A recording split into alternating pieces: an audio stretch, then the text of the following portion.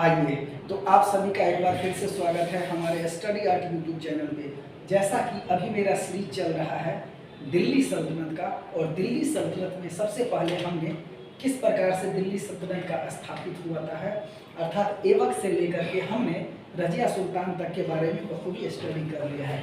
सबसे पहले हमने बात किया था कि 1206 ईस्वी में दिल्ली की गद्दी पे ऐबक बैठता है, और कुतुबुद्दीन ऐबक जो है कुल मिलाकर के लाहौर से लेकर के लखनऊ तक के क्षेत्र को अपने राज के अंतर्गत शासन करता है। इसके अलावा वो मुल्तान और सिंध को भी अपने में मिला लेता है वैवाहिक संबंध के माध्यम से। यल्दौज और कुबाचा को अपने साथ लेकर के राज्य के क्षेत्र में विस्तार करने का भरसक प्रयास करता है। इसके बाद इसका नालायक एक बेटा बैठता है आराम शाह गद्दी पे, और ये कोई काम का नहीं होता है। उसके बाद इल्तुतमिश ये गद्दी पे बैठता है, और ये इसका दामाद होता है। इल्तुतमिश के काल में बहुत सारे कार्य होता है, जैसा कि जो कुतुब मीनार है उसका निर्माण कार्य पूरा होता है, 40 अमीरों के दल की स्थापना होती है, सैनिक क्षेत्र में एकता प्रणाली को लागू करता है। तो ये सब कार्य इल्तुतमिश का होता है। फिर रुकनुद्दीन फिरोज रहता है, ये भी नालायक किस्म का बच्चा रहता है इल्तुतमिश का ही, और एक बेटी रजिया सुल्तान होती है इल्तुतमिश का। ये कुछ भला बुरा काम करने में सफल होती है। जैसे रजिया सुल्तान ये दिल्ली की पहली शासिका थी जिसको कि जनता ने वहाँ पे राजा के रूप में चुना था, और जनता निर्णय किया था। ये भारत के इतिहास में पहली बार हुआ था कि किसी राजवंश को जनता के द्वारा निर्णय करके गद्दी पे बैठाया जाए। यहाँ तक हमने स्टडी कर लिया है। आगे हम पढ़ते हैं बहराम शाह। बहराम शाह देखिए, बहराम शाह के काल में केवल एक कार्य होता है, नायब ए मुमलिकात पद की स्थापना होता है, और ये नायब ए मुमलिकात राज्य का सबसे बड़ा पद हो जाता है। समझे, राज्य का सर्वे सर्वा एक तरह से हो जाता है। बस एक काम होता है। इसके बाद अलाउद्दीन मसूद शाह रहता है। अलाउद्दीन मसूद शाह के समय में बलबन नामक एक अमीर होता है, ये बहुत ज़्यादा शक्तिशाली हो जाता है, और यही बलबन बाद में नसरुद्दीन महमूद को गद्दी पे बैठाता है। यही बलबन नसरुद्दीन महमूद को गद्दी पे बैठाता है। ये इतना शक्तिशाली हो जाता है क्योंकि ये नायब ए मुमलिकात पद पे अलाउद्दीन मसूद शाह के समय में ये बलबन रहता है।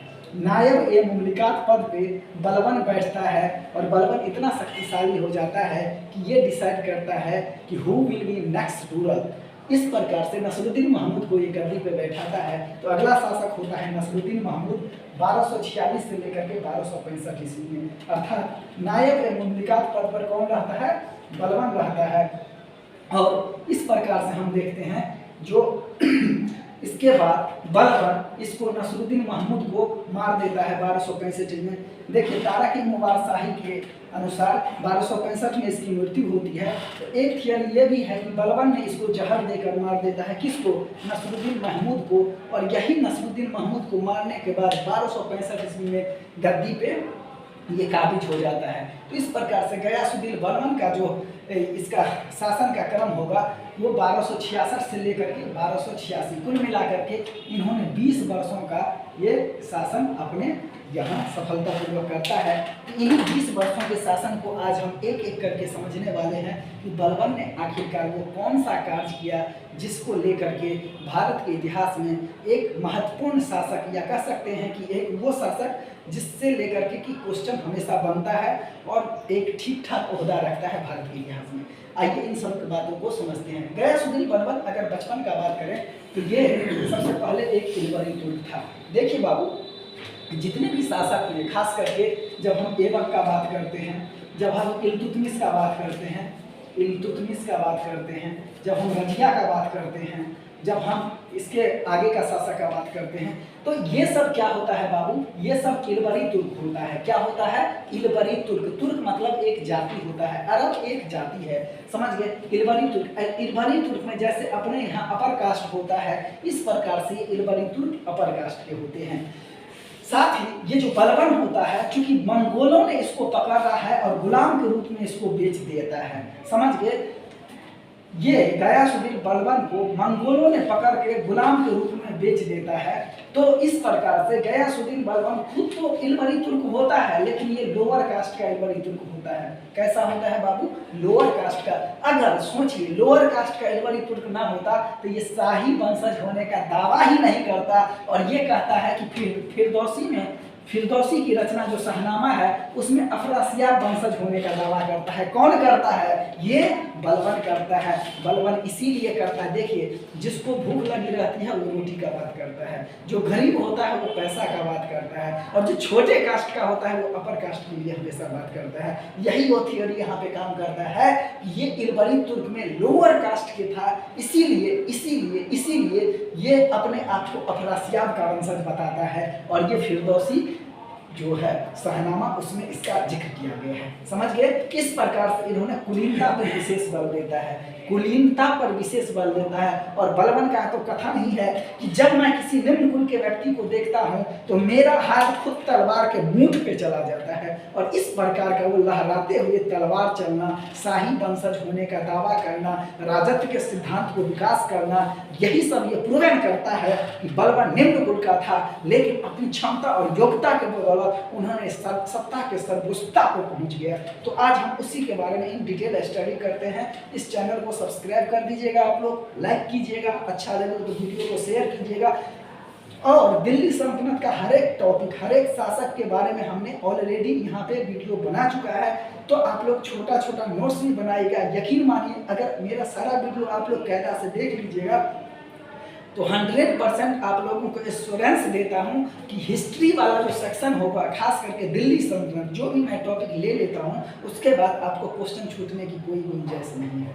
तो इस बात को मेरी तरफ से एश्योरेंस रहेगा आप लोगों के लिए, तो आप लोग थोड़ा सा यहाँ पे ध्यान बना के रखिए। तो इस प्रकार से ये जो बलबन है वो गद्दी पे बैठता है, खास करके कब? नसरुद्दीन महमूद को मार देने के बाद। कुछ थियोरी कहता है कि जहर दिया, और तारीख मुबारक शाही कहता है कि इसकी मृत्यु नॉर्मल तरीका से हुई। खैर जो भी हुआ, तो इस प्रकार से बलबन गद्दी पे बैठ जाता है। यह एक इल्मरी तुर्क होता है, मंगोल ने पकड़कर गुलाम के रूप में इसको बेच देता है, और ये जो है गद्दी बैठता है। देखिए जब ये गद्दी पे बैठता है, सबसे पहली बात गयासुद्दीन बलबन दास के रूप में यहाँ आता है, और दास के रूप में अपनी सैनिक क्षमता को बढ़ाते बढ़ाते सबसे पहले इल्तुतमिश के समय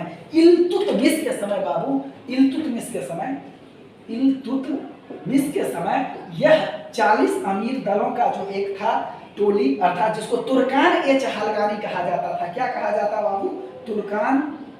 तुर्कान-ए-चहलगानी, इसका ये सदस्य बनता है। कौन? बलबन बनता है। इसके बाद फिर हम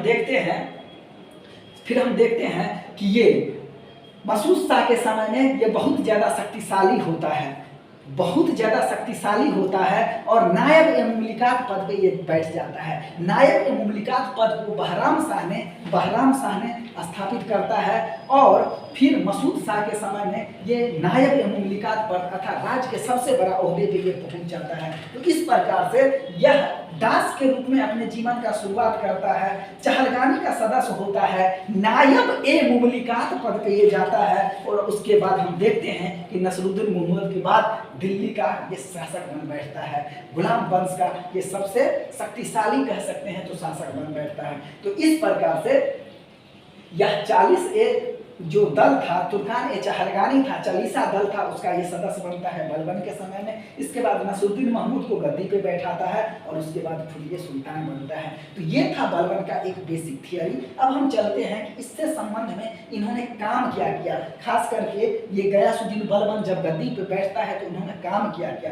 पहला काम ये करता है कि ताज की प्रतिष्ठा में वृद्धि करता है। जैसे कि हमने बात किया था कि ये जो बलबन है ये लोअर कास्ट को फॉलो करता है, अर्थात ये खुद को ये बताने का कोशिश करता है कि ये हम अफरासियाब के वंशज है। किसका वंशज है बाबू? अफरासियाब का वंशज, अर्थात ये लोअर कास्ट को बिलोंग करता है। इसलिए इन्होंने ताज की प्रतिष्ठा में वृद्धि करने की कोशिश करता है, साधारण जनता से मिलना जुलना बंद करता है, और ये रोड पे निकलता है तो लहराती हुई तलवार निकलता है ताकि लोग इससे भय करें। दूसरा, दैवीय अधिकार पर यह बल देता है। दैवीय अधिकार अर्थात ये खुद को कहता है जिल्ले इलाही, अर्थात हम राजा का प्रतिनिधि, हम जनता के द्वारा नहीं चुने हैं, हमको ईश्वर ने राजा के रूप में यहाँ पे भेजा है। जिल्ले इलाही अर्थात हम राजा के प्रतिनिधित्व, मतलब अल्लाह के प्रतिनिधित्व के रूप में काम करते हैं। सिजदा और पैबोस को बल देता है, खास करके यह एक ईरानी परंपरा है और राज्य में ईरानी परंपरा को ये लागू करता है। सिजदा मतलब होता है दंडवत प्रणाम। जब आप मंदिर में जाते हैं तो ठेहुआ के बल हाथ को रोक करके प्रणाम करते हैं, तो ये होता है दंडवत प्रणाम, ठीक। इसके बाद ये सिजदा होता है। पैबोस मतलब पैर चूमना, पैबोस मतलब प से पैबोस, प से पैर चूमना, समझ गए बाबू। तो सिजदा मतलब दंडवत प्रणाम करना और पैबोस मतलब पैर चूमना, इसकी नीति लागू करता है और ये ईरानी परंपरा में है। साथ ही नैरोज का त्योहार को ये मनाता है और ईरानी परंपरा को ये लागू कर देता है अपने राज दरबार में। तो इस प्रकार से ताज की प्रतिष्ठा में वृद्धि करने की कोशिश करता है। साथ ही ये जो 40 दल होता है जिसको तुर्कान ए चहलगानी कहते हैं, जिसको कि इल्तुतमिश ने लागू किया था, स्थापना किया था, इसको ये यहाँ पे दमन कर देता है, खत्म कर देता है। इसके अलावा कई विद्रोहों का दमन करता है, खास करके मेवातियों का विद्रोह होता है, इसको ये दमन करता है। और बंगाल में जो तुगरिल खां होते हैं उसको ये शांत करने में सफल होता है। इसके अलावा उलेमाओं की रणनीति से ये पृथक अपना कर लेता है, खास करके उलेमाओं को नहीं मानता है। जैसे इल्तुतमिश ने क्या कहा था, इल्तुतमिश ने बगदाद के खलीफा 1229 ईस्वी में उसको देता है खिल्लत। खिल्लत मतलब कि सम्मान सूचक पद, एक प्रकार का चादर। जब हम किसी को सम्मानित करते हैं तो शॉल उड़ा के करते हैं, दैट इज कॉल्ड खिल्लत इन इस्लामिक परंपरा, समझे बाबू। तो अलाउद्दीन खिलजी ईश्वर की छाया के रूप में नहीं बल्कि खलीफा के छाया के रूप में वो वहाँ पे शासन करता है। लेकिन जब ये बलबन गद्दी पे आता है तो कहता है कि भैया उलेमा क्या होता है हम जानते ही नहीं हैं, अर्थात उलेमा की नीति को इन्होंने लागू नहीं करता है। इसके अलावा दैवीय सिद्धांत का समर्थन करता है, जैसे कि हमने बात कहा, खुद को जिल्ले इल्लाही कहता है, अर्थात हम ईश्वर के प्रतिनिधि के रूप में काम करते हैं, जनता ने हमको नहीं चुना है। अर्थात रजिया सुल्तान को जैसे कि जनता ने चुन के गद्दी दिया था, हमको वो नहीं मिला है, बल्कि हमने ईश्वर के प्रतिनिधि के रूप में यहाँ पे आए हैं और शासन कर रहे हैं। इसके अलावा इसका एक कथन था कि जब मैं निम्न कुल के व्यक्ति को देखता हूँ तो मेरा हाथ तलवार के खुद मुठ पे चला जाता है, अर्थात ये उच्च कुल होने का खुद को दावा करता है। इससे ये प्रूवन होता है ये इलवली तुर्क तो था लेकिन ये निम्न कुल का था, इसीलिए खुद को ये अफरासियात का वंशज होने का दावा करता है। इसके अलावा इसके कार्यों को बाबू देखें तो सेना का संगठन करता है और सेना जैसे एकता प्रणाली हुआ, एकता प्रणाली को किसने लागू किया था, तो एकता प्रणाली was introduced by which ruler, तो वो होगा इल्तुतमिश। लेकिन इसको द इंड करने का काम कौन करता है, ये करता है। अब सुनो बाबू, ये सेना का जब संगठन करता है और ये खुद कहता है कि जब मैं निम्न कुल के व्यक्ति को देखता हूं तो मेरा हाथ तलवार के मुठ पे चला जाता है, बाबू ये शक्ति के बल पे राज को चलाने का कोशिश करता है।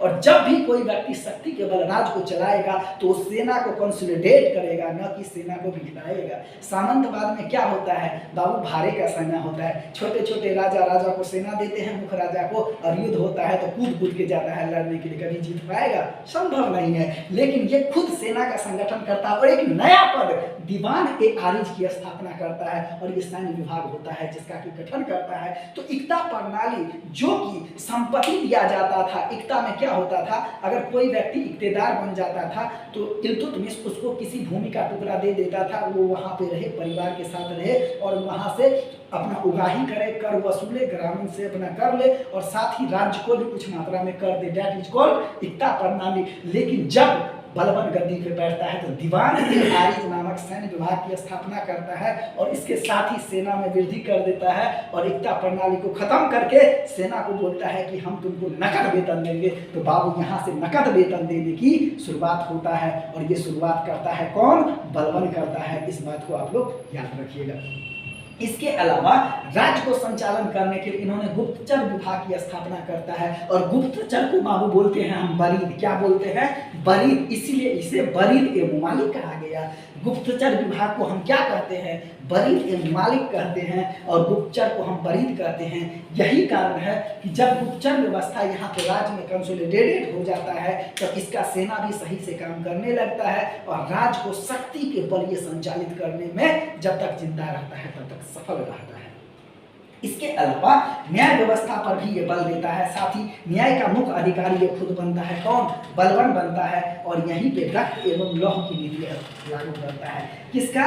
रक्त एवं लौह की नीति। बिस्मार्क हुआ था जर्मनी में, वो कहता था not by speeches and majority vote are the great question to be decided but by the blood and iron. और भारत में वो शासक है बलवान, जिन्होंने की रक्त और लौह की नीति अपनाया था। ये रक्त और लौह की नीति अपनाने वाला व्यक्ति कौन है? बलवान। कौन है बाबू? बलवान, याद रखना है। इसके अलावा 1286 ईस्वी में मृत्यु हो जाता है और मृत्यु के ठीक 3 वर्ष के बाद ही इसका राज धाराशाही हो जाता है। क्योंकि शक्ति के बल जो चीज स्थापित होता है ना, वो शक्ति खत्म होने के बाद स्वयं ही नष्ट हो जाता है। लेकिन शक्ति में सबसे बड़ा खास बात क्या होता है कि लोग हो ना, एक कहावत है रामचरितमानस में, बिना भाई न होवे प्रीति, बिना भाई न होवे प्रीति। बाबू ये बात भी कुछ मात्रा में सही है। अगर आप जंगल में जाते हैं तो जो सबसे सीधा पेड़ रहता है उसको सबसे पहले कट किया जाता है, दैट इज चाणक्य नीति। लेकिन जो उलझा हुआ पेड़ है वो बहुत देर से कटता है। और यही बात राजनीतिक में भी प्रूवन है, यही बात महाभारत भी सिखाता है और रामायण की कथा भी यही हमको संदेश देता है। तो क्यों? चूंकि ये व्यक्ति उलझा हुआ है, ये शक्ति के बल है। ये अलग बात है कि शक्ति खत्म होने के बाद नष्ट हो जाएगा, लेकिन इसके कुछ गुमास्ते भी बहुत ज्यादा पैदा हो जाएंगे। तो इसीलिए जब बलवान मरता है तो बलवान की मृत्यु से दुखे हुए मालिक अपने वस्त्र को फाड़ते हैं और सुल्तान के शव के साथ कब्रिस्तान तक नंगे पांव जाता है। और नंगे पांव जाने के समय ये सिर पे धूल फेंकता है और 40 दिन का उपवास रखता है। तो कुल मिलाकर के लोकप्रियता तो था, इसमें कोई संदेह नहीं कि लोकप्रियता नहीं था, लेकिन लोकप्रियता वो भय के कारण था, ना कि किए गए अच्छे कार्यों के कारण। इस बात में थोड़ा सा ध्यान देने की बात है। बलवान की जब मृत्यु होता है तो दुख हुए मलिक अपने वस्त्र फाड़ते हैं, नंगे पैर कब्रिस्तान तक जाते हैं और रास्ता में अपने सर पे धूल फेंकते हैं। यही बलवान की मृत्यु जब 1286 ईस्वी में हो जाता है, उसके 3 साल के अंदर ही राज विघटन की अवस्था से गुजरने लगता है। और उसके बाद कैखुसरो, कैकुकाबाद और शमसुद्दीन ट्यूमर्स, बाबू ये अंतिम यहाँ पे नहीं दिखता होगा। कैखुसरो ये शासक बनता है बस कुछ दिन के लिए, कैकुकाबाद कुछ महीना के लिए, और अंतिम शासक रहता है ट्यूमर्स बाबू शमसुद्दीन ट्यूमर्स इसका नाम रहता है। इस ट्यूमर्स को फिरोज खिलजी मार देता है और मारने के बाद एक नए वंश खिलजी डायनेस्टी यानी कि खिलजी वंश की नींव डाल देता है। और आगे हम पढ़ेंगे कि खिलजी वंश जब सत्ता में आता है तो इसको क्यों खिलजी क्रांति कहा जाता है। तो आज के लिए इतना ही, फिर मिलते हैं कल खिलजी वंश यानी खिलजी क्रांति में। तब तक के लिए आप इस वीडियो को शेयर कीजिएगा और साथ ही इसका नोट्स बनाइएगा। यकीन मानिए, विश्वास कीजिए, इतना एश्योरेंस देते हैं कि मेरे पढ़ाने के बाद आपका जो भी चैप्टर पढ़ाएंगे उसमें 100% एक्यूरेसी आ जाएगा। बार बार वीडियो को देखिएगा, साथ ही इसको शेयर कीजिएगा। मिलते हैं नेक्स्ट वीडियो में। आज के लिए इतना ही, धन्यवाद।